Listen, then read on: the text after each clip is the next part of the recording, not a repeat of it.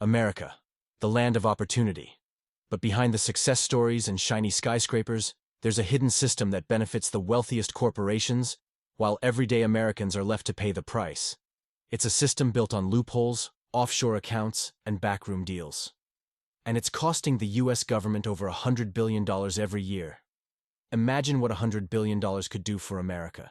It could repair our roads, improve our schools, and make healthcare affordable for millions. Instead, that money vanishes into a global web of tax havens, helping some of the richest corporations avoid their responsibilities. This isn't just an accounting trick. It's a system that shifts the tax burden from billion-dollar companies to you, the hardworking taxpayer. So how do they do it? It starts with a clever strategy called tax optimization. Imagine a company makes billions in profits here in the United States. Normally, they'd pay taxes on those profits.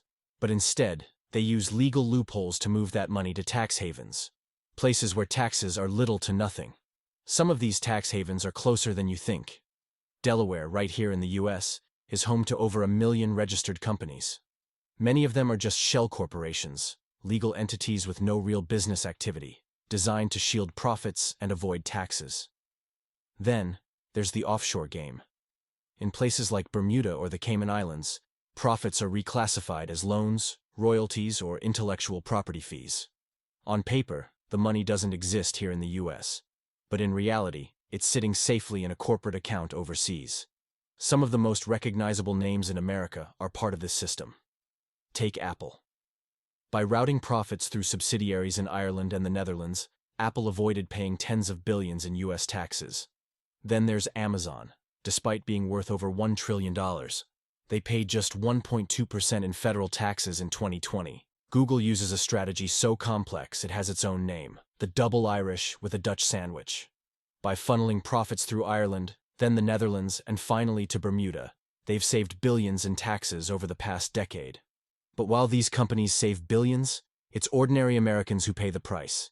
Teachers are forced to buy supplies out of their own pockets. Hospitals are understaffed and underfunded, and our infrastructure is crumbling. Small businesses, the backbone of America, can't play these games. They pay their taxes in full, while multinational corporations use every trick in the book to avoid theirs.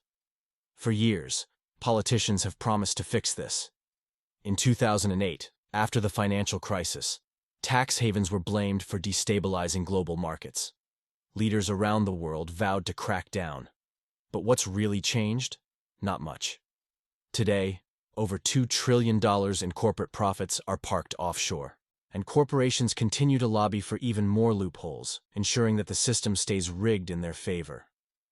Let's take a closer look at Luxembourg, one of the world's most infamous tax havens. Inside one room, one single man approved tax deals for 47,000 companies. These deals allow multinationals to funnel billions through Luxembourg, often paying less than 1% in taxes. And it's not just Luxembourg. From Bermuda to the Cayman Islands, these havens are designed to attract corporate profits, no matter the cost to other countries. The stakes couldn't be higher. Every year, tax avoidance drains billions from the US economy, money that could help reduce our $33 trillion national debt. Instead, it's sitting in offshore accounts, benefiting only a select few.